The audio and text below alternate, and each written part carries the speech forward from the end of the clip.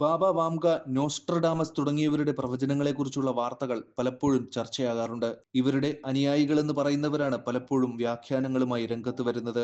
ഈ വിവരങ്ങളിൽ ഭൂരിഭാഗവും തെറ്റാണെന്നാണ് ശാസ്ത്രാനുകൂലികൾ ചൂണ്ടിക്കാട്ടുന്നതും. അതെന്തായാലും ഇവരുടെ പ്രവചനങ്ങളെന്ന് പറഞ്ഞു പ്രചരിപ്പിക്കുന്നവ വലിയ ചർച്ചയായി മാറാറുണ്ട്. ബൾഗേറിയ സ്വദേശിയായ ബാബ വംഗയ്ക്ക് 12-ാം വയസ്സിൽ ഒരു കൊടുങ്കാറ്റിൽ കാഴ്ച നഷ്ടപ്പെട്ടിരുന്നു. എന്നാൽ ഭാവിയിൽ സംഭവിക്കുന്ന കാര്യങ്ങൾ തനിക്കറിയാമെന്നും ചില കാര്യങ്ങൾ പരാമർശിക്കുകയും ഭാവിയിൽ ഇതെല്ലാം സംഭവിക്കുമെന്ന് പ്രവചിക്കുകയും ചെയ്തിരുന്നു. അദ്ദേഹത്തിന്റെ പല പ്രവചനങ്ങളും ഇപ്പോൾ യാഥാർത്ഥ്യമാകുകയാണെന്നാണ് മാധ്യമങ്ങൾ പറയുന്നത്. അദ്ദേഹത്തിന്റെ പ്രവചനങ്ങളിൽ പലപ്പോഴും യുദ്ധങ്ങൾ പരാമർശിക്കപ്പെടുന്നു. 2024-ൽ യുക്രൈനിലെ യുദ്ധം അതിന്റെ പാരമ്യത്തിലെത്തുമെന്നും യുദ്ധം രൂക്ഷമായെന്നും ബാബ വംഗ പ്രവചിച്ചതായി പലരും എഴുതി. എന്നാൽ യഥാർത്ഥത്തിൽ അദ്ദേഹം യുക്രൈനിലെ യുദ്ധത്തെക്കുറിച്ച് സംസാരിക്കാൻ ഒരു സാധ്യതയുമില്ല. കാരണം ബാബ വംഗ 1911-ൽ ജനിച്ച് 1996-ലാണ് മരിക്കുന്നത്.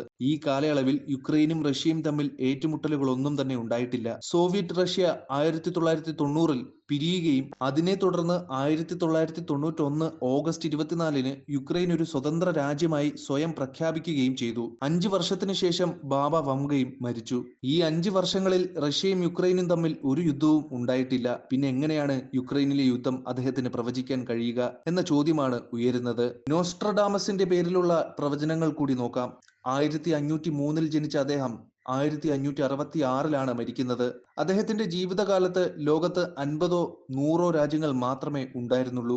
മറ്റൊരു വിധത്തിൽ പറഞ്ഞാൽ യൂറോപ്പ് ഭൂഖണ്ഡം നിർവചിക്കപ്പെട്ടിട്ട് പോലുമില്ല. എന്നാൽ യൂറോപ്പിനെയും പുടിനെയും ട്രംപിനെയും വരെ അദ്ദേഹം പ്രവചിച്ചതായി റിപ്പോർട്ടുകളുണ്ട്. നേരത്തെ സൂചിപ്പിച്ചതുപോലെ നോസ്ട്രഡാമസ് 1566-ൽ മരിച്ചു. അന്ന് യുക്രൈനില്ലായിരുന്നു. ട്രംപിന്റെ സന്തതികൾ ഒരിക്കലും ജനിച്ചിട്ട് പോലുമില്ല. പുടിന്റെ പേര് പോലും പ്രചാരത്തിൽ ഉണ്ടായിരുന്നില്ല.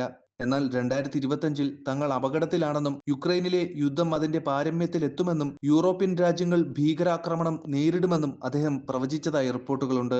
അടുത്തിടെ പോലും MRGK എന്ന യൂട്യൂബർ നോസ്ട്രഡാമസ് ട്രോളുകളുടെ ഉറവിടമായ ബാബ വംഗയുടെ ഒരു വീഡിയോ പങ്കിട്ടിരുന്നു. ഇവരെക്കുറിച്ചുള്ളവരുടെ കൂടുതൽ വിവരങ്ങൾ ഇംഗ്ലീഷ് യൂട്യൂബുകളിൽ ലഭ്യമാണ്.